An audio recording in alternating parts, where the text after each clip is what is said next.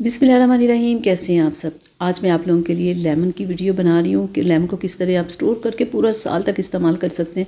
जैसे कि अभी सर्दी और सर्दी में आपको पता है लेमन लाजवाब मिलते हैं और सस्ते भी होते हैं, और जैसे ही गर्मी आती है ये महंगे भी हो जाते हैं, और रमज़ान में तो हर चीज़ 3 गुना ज़्यादा महंगी हो जाती है। इसलिए ज़रूरी है कि आप अभी इन्हें ला के स्टोर कर लें, पूरा 1 साल इन्हें स्टोर करके इस्तेमाल करें। इनको अच्छे से हम लोग धो लेते हैं, क्योंकि इनके ऊपर बहुत ज़्यादा मिट्टी होती है, जिसके लिए इन्हें बहुत अच्छे से धोना बहुत ज़रूरी होता है। जितने अच्छे लेमन सर्दियों में आते हैं इतने अच्छे गर्मियों में नहीं आते, और गर्मियों में वैसे भी महंगे होते हैं। तो इसलिए बेहतरीन तरीका ये है कि आप अभी इसे ला के इन्हें महफूज कर लें, ताकि पूरा साल आप आसानी के साथ इस्तेमाल करें।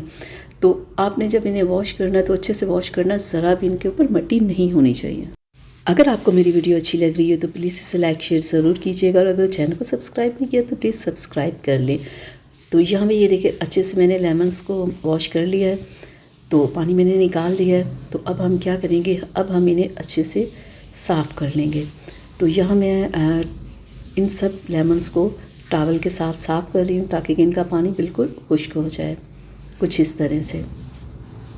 लेमन का जूस निकाल के भी आप स्टोर कर सकते हैं। जो बीज होते हैं लेमन के वो निकाल दिए जाएँ, और जो इसका जूस होता है वो आप स्टोर कर लें। तो ये भी एक तरीका है, ये भी एक तरीका जो मैं आपको बता रही हूँ। दोनों तरीक़ों से आप पूरे साल के लिए इसे स्टोर करके रख सकते हैं, और फिर आराम के साथ इस्तेमाल कर सकते हैं। रमज़ान में इस तरह से आपने लेमन्स को स्टोर किया हुआ होगा तो आपको बहुत फ़ायदा होगा, इफ्तारी में आसानी होगी। तो अब मैं एक बाउल में ये तमाम लेमन्स को ट्रांसफ़र कर रही हूँ। अच्छे से मैंने इन्हें साफ़ कर लिया है, इनका पानी बिल्कुल मैंने ड्राई कर लिया है। तो ड्राई करने के बाद 1 से 2 टेबलस्पून इसके ऊपर मैं कुकिंग ऑयल लगाऊंगी। इन सबको ना आप सरसों का ऑयल भी ले सकते हैं, कोई भी ऑयल ले सकते हैं। ये लेमन कह रही हूँ, ये ऑयल लगाने का ये फ़ायदा होगा कि आपके ये लेमन्स आपस में जुड़ेंगे नहीं जब हम इन्हें फ्रीज़ करेंगे।